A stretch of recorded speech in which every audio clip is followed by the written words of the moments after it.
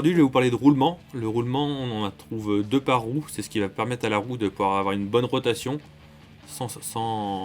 avec un minimum de friction. Donc, pas de roulement, on roule pas.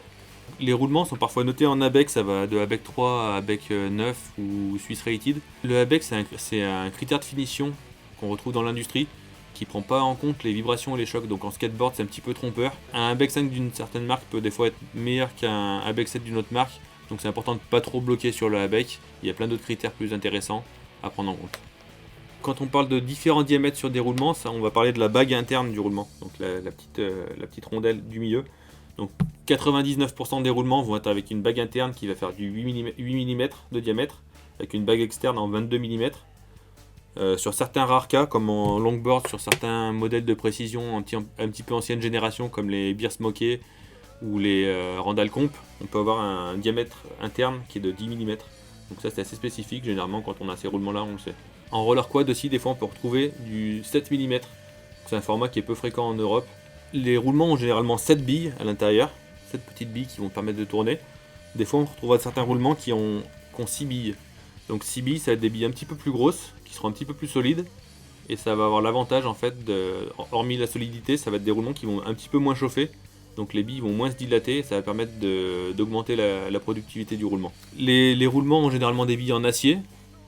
Certains roulements parfois ont des billes en céramique. Donc le céramique, en fait, l'avantage, ça va être des roulements qui vont être un petit peu plus rapides. Il y aura moins de chauffe, ils seront un peu moins sensibles à la poussière, ça va plus s'écraser.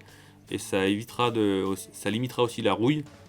En revanche, les roulements en céramique obligent à plus d'entretien, c'est un petit peu plus fragile. Donc si vous êtes peu soigneux, mieux vaut prendre un roulement en acier. Si vous êtes méticuleux et que vous n'allez pas avoir de choc sur votre skate, à ce moment-là, le céramique est une très bonne option. Donc, en fait, on a 2 types de roulements. Il y a le roulement classique, qui est comme ça. Et puis il y a des roulements qu'on appelle entretoises intégrées, qui sont comme cela. Donc l'avantage des roulements à entretoises intégrées, c'est que quand ils vont se mettre dans les roues, on va se retrouver avec un contact au centre d'entretoise. Et ça va permettre au roulement d'être vraiment très bien calé dans la roue. Et ça va permettre d'avoir à la fois une glisse plus saine, un roulement qui va être un petit peu plus étanche aux saletés. Et ça va également préserver le roulement. Ça va éviter les tensions qui peuvent se créer sur un roulement. Et ça va le protéger un petit peu plus longtemps. Avec un roulement classique, on peut avoir le même résultat, seulement c'est un petit peu plus compliqué. Donc on va avoir 2 roulements séparés comme cela. Au milieu, on va mettre une entretoise, qui est un petit tube en métal. Et de chaque côté des roulements, entre le roulement et l'écrou et entre le roulement et le hanger du skate, on va avoir là du coup ce qu'on appelle des speed rings, qui sont des petites rondelles comme ça. Alors en street, généralement on s'encombre pas des entretoises parce que c'est la petite roue dure, donc qui va avoir beaucoup moins de tensions qui vont se former. Le roulement de référence, ça va être le Bones Reds, qui est celui-là. Donc ça c'est le roulement qu'on voit partout, qui est de très bonne qualité, qui est à la fois solide, rapide et qui vit bien dans le temps sans être non plus dans des prix trop élevés. En descente, le roulement parfait, on va dire, ou idéal, il y a les roulements Zilus qui sont un super rapport qualité-prix, très, très solides, qui ont un bon rendement et qui sont du coup très pratiques à utiliser avec l'entretoise intégrée. Donc Zilus qui est très bien, et puis si vous voulez encore mieux, il y a les Seismic Tecton, donc il y a toute une gamme qui est géniale.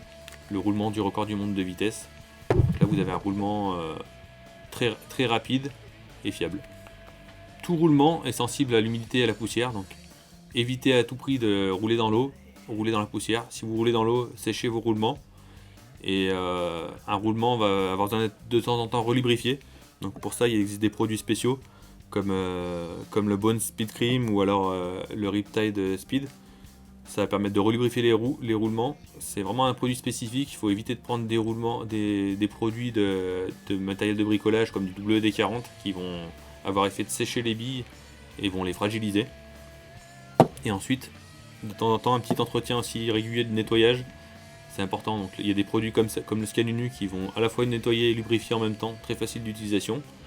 Et si vous êtes encore plus méticuleux et que vous voulez vraiment remettre votre roulement à neuf, à ce moment-là, vous pouvez démonter le roulement, faire un bain avec de l'acétone, bien sécher les billes et puis les lubrifier du coup avec les produits spécifiques dont on a déjà parlé. J'espère que cette vidéo vous a plu, n'hésitez pas à liker et partager et je vous donne rendez-vous très prochainement dans une prochaine vidéo. A bientôt et bon ride!